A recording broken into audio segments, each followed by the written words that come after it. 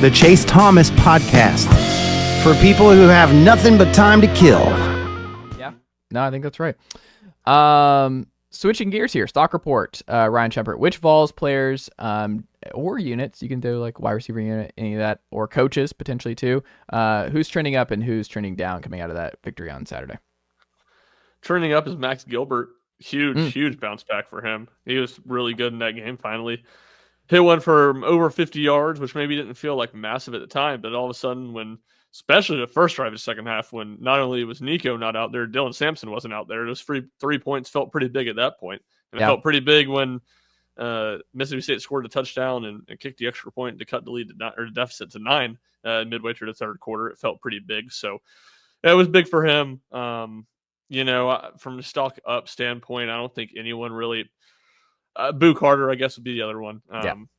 I'll say the non-big name players in the secondary. Boo Carter was awesome. I thought Jalen McMurray was really good when he was in. And it was kind of sneakily not a great game for Jamron McCoy and Will Brooks. Not that they were awful or anything, but they didn't just make a ton of plays.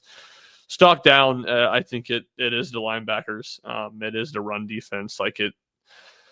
It's not all on the linebackers, but to me that feels where more of the blame lies right now. And then I guess the other stock down, I'll say, just to reiterate the point that I've made, and look, there could be something here I just don't know. I'm not privy to, but whoever, I guess Kelsey Pope for the receiver rotation. Dante Thornton continues to prove to be Tennessee's best receiver. And I guess it is to the point where it's madness to me. Like, surely there's something I don't know. There has to be something that I don't know. But Dante Thornton's Tennessee's best receiver, and he's like getting the fourth most receiver snaps on the team. It makes no sense to me. So until I hear what the deal is there or something changes, stock down Kelsey Pope. I don't know what it is either, Ryan, but it's obvious that they just have very few plays that they, have for Dante. And it's like, if they're not using those plays, they like the other personnel better.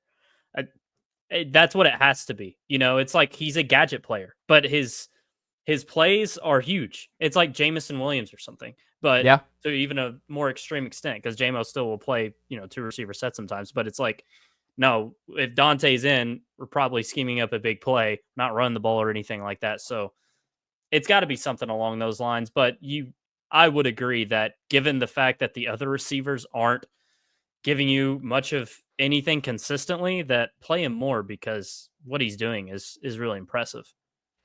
Well, and you're seeing too, Chaz Nimrod, he only got 5 snaps. I was looking at his snaps were greatly reduced this week. They're going 12 personnel more than ever. I think that's another thing where I was looking at that of just how much Miles Kittleman and Holden Stays are on the field. That's taken away a receiver. So Squirrel, it's just Squirrel, and when he's not on the field, you're not it's a rotation between Brazel and Thornton, and then Brew getting a lot of snaps too. Squirrel had a big touchdown. That was good. That was a positive development on the opening drive. But to y'all's point, I agree that the Dante Thornton thing just doesn't make sense. It's just one of those, because it's kind of weird, because you think about running back, right? What have they done all year long at running back?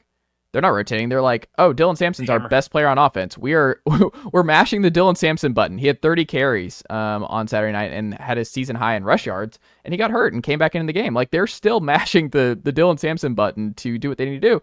Why aren't you doing that with with Dante Thornton, where you're like, hey, we're just going to keep having him on the field, and good things happen when he plays the most amount of snaps and leads receivers in touchdowns. He leads the receivers in yards per reception.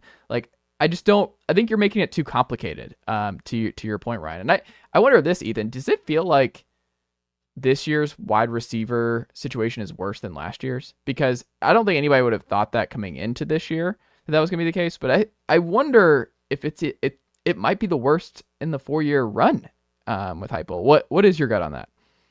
It's hard to say, because we just haven't seen really anything from any of them. So I guess that kind of speaks to what you're saying. I mean, except for Thornton, like we've been kind of beating this dead horse here.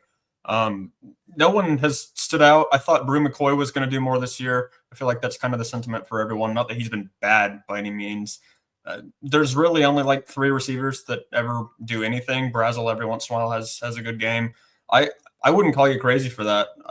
It's hard to fully, I guess, evaluate what, we say that Nico's been struggling, doing a little better as of recently, and then he suffers this injury. But how much of that is on him? How much of that is on up until a few weeks ago, no one was able to get open, and Thornton even took a couple games, if I remember correctly, to start kind of heating up as well. So there's been no consistency there. That's the thing that's worrying. I'm not sure that's happened at this level that it has this season. Like usually I feel like Brew McCloy was playing better last year before he got hurt. I feel like we've had better receivers every year than what I guess Thornton has been able to do. Partly because, like you've all said, he hasn't been able to he hasn't been on the field as much as he should be. So it's kind of hard to tell, but I'd agree with you.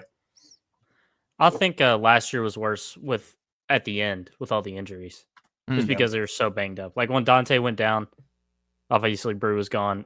I think that scenario is worse, and if you include the tight ends, it's not that bad because the tight ends are giving you more than what they have traditionally given you in a hypo offense in the receiving category. Maybe not near the end zone because Warren was so good there. And Fant, was kind of like the do-it-all guy. But just traditional tight end receiving, it's better this year and it's more impactful. But, it's comparable to last year more so than the other two.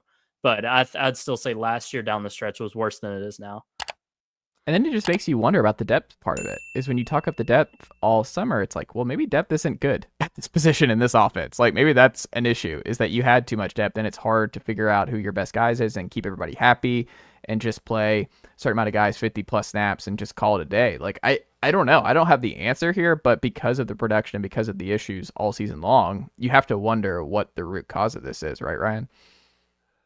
I think the root cause of it's what I said was the concern going into the year, is that nobody's that great. I don't think the depth's the problem. I think the depth's fine. Like the depth's cool. It's good. It doesn't matter a whole lot when you just have a whole bunch of mid. You got 6 mid. That's cool. Cool. You can rotate. You don't have a difference maker. I don't think that's a bad thing. I don't think it's, maybe it is holding them back because I said he should play Dante Thornton more. So maybe in that sense it is a little bit, but I would lean at being a little bit better towards last year, better than it was last year, even pre-injuries, but very comparable, very, very similar to me. And to me, Brew's been what I expected Brew to be. He's not a big play guy. He's good on curls. He's good on slants. But he was in 2022. Yeah, Brew he had a 70-yard touchdown in 2022. I mean, he had 57 catches. He had a 72-yard touchdown when no one guarded him. I'm just saying, but that still happened. I saw it with my eyes. I saw Brew with the big play. I saw it. No. That's a garbage comparison. When no one lines up in front of you, you don't say, "Oh, this guy's a deep threat," because literally nobody guarded him on the play. That doesn't make you a deep threat. Because not that they were looking to the sideline and you ran past him. No one was guarding him. I've never seen. I've never seen 2 plays that year. LSU and Florida. I've never seen what you're talking about, so I'm just gonna keep running with my own version of events, which was a 70-yard just deep threat bomb. That was electric from Brew in that. What was his? How long was his touchdown against LSU? He scored. It wasn't 70. I don't think he even. I could be wrong here. I don't even think he scored on either of these plays. I think he was so slow that he got caught inside the 10-yard line on both of these plays. Yes, he did not score against LSU. That he did. I think you're right. Because I know the Florida one he didn't score.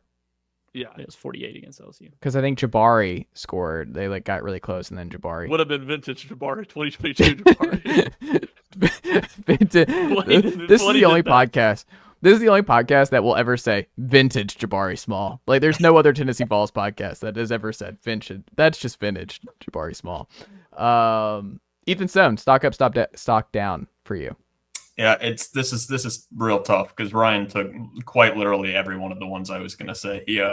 Max Gilbert was by far, I think, my favorite, just because, the confidence I feel like is what's good with it. He very obviously had the yips beforehand, and he wasn't just making these kicks.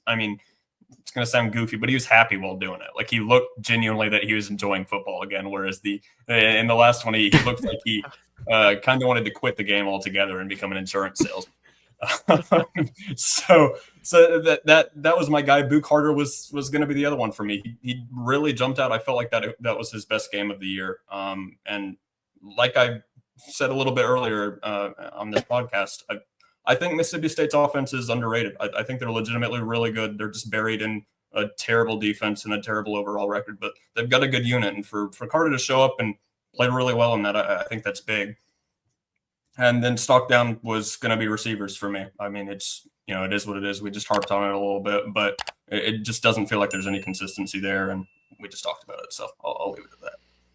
I'm very fascinated what they do going into next year with this receiver room and what it looks like. I don't think you're going to be able to get away with this one more time. Like, you have to overhaul it. And I don't know. And then with so much talent coming in too, like I am very curious who stays, who goes, what this all looks like. I think the receiver room is just going to be very, very fascinating, how it unfolds. Because there's a lot of people coming in. There's a lot of people who could come back still. I don't know how that unfolds. Be a big portal position, because I feel like a lot of will leave and Tennessee will target some players out of the portal. Yeah, I would wager more that it's not a big portal position. Maybe one huge guy they bring in. And certainly the number of people that leave matters too, but it's like, it feels like they have young guys in that room, bringing in a couple more guys this year, invested a lot in Chris Brazel last year. I don't think they can give up on him. Like, I don't know. Yeah, I see. Yeah. I mean, I'm not sure I feel like 100% it's a lot back, right? Like, based on how this year's gone, like, I don't know. Yeah. I mean, you never know these days. I would think he would be back. I think there's a lot of riding with Brazel and Matthews and hoping one of those guys makes the jump. Yeah. Slot's the one that I'm more interested in. Who? Oh, well, Staley. Slot. Yeah. I mean, you got Staley in there. We'll see. Because Nimrod has another year of eligibility, right? Believe so. Yeah. Well, there you go. And I'll mention too here, Boo Carter. So the thing, not only did he have a pick and he was all over the place and Tennessee's second highest graded player, and he's just, like, we've talked all this season, he's an eye test superstar. Like, Boo Carter is just, he's playing 30 plus snaps now every week. He's just a really good player and a really good player right away. I mean, he is one of the most talented Tennessee, just secondary players since Barry? Like, he's not Eric Berry. Like, Eric Berry was just like, it's going to take a lot for Boo Carter to get to that point. But Boo is a legitimate star, and I think the other part of it that we have to mention here, and I'm surprised none of us have mentioned it yet, is he's returning punts and was really good at it right away. A 29-yard return immediately in that first quarter. Like, Boo Carter is just like that one was like, oh, good. Or I'm glad we're doing this, because it wasn't a huge deal not having D. Williams all year, but it was noticeable, and Jamad was better than, I already forgot who was returning punts first. I already forgot. Squirrel. And it's just, Boo is just different. Boo makes the first guy miss. Boo is just like, he's going to be really good at that position, and it's going to be really good to have Boo Carter at a punt return position for the next 3 years as well. Yeah, I think to me the thing that stood out, like, I got it early in the year. It looked a little adventurous when he was back there the first couple of games. It's like the freshman to trust level. And he kind of solved that a little bit. I mean, he just snagged that bouncing punt with like 4 guys closing in on him. That was just like made you hold your breath. But Squirrel had those moments. Shermata had those moments too. So it's like, yeah, if you you don't feel great about any of them, just going back there, running under it and catching it, and go with the guy that has the highest ceiling. I mean, he makes guys miss. And like, I forgot who I saw the first, maybe it was Brent Hubbs at VolQuest. It was like the best thing of punt returner. I don't remember who it was, but like, you have to make the first guy miss. And Boo Carter is really good at making the first guy miss. But let's transition here. Final thing on Tennessee football. The case for the Vols beating Georgia this Saturday, and the case against the Vols beating the Dogs on Saturday. Jack Foster. Yeah, so you talk about a quarterback that is good when he's not being pressured and just absolutely atrocious when he's under pressure. Carson Beck is the poster child of that. He has a 0 QBR in the last month when pressured. He has been just downright awful. So that's good for Tennessee. Now, here's the stats, by the way. 43 yards, 5 picks, 7 sacks, under pressure in the last 3 games, 0 QBR. And it's not like he's getting pressure just all the time. The O-line didn't play great last week, but it's not like Georgia's O-line is, just completely falling flat every game and Carson Beck's just constantly under duress. It's not the case. So he's not good under pressure. You got James Pierce coming into town. I like Tennessee's defensive line against anybody. So that is how. Nicely done, nephew. The Chase Thomas podcast. Hell yeah.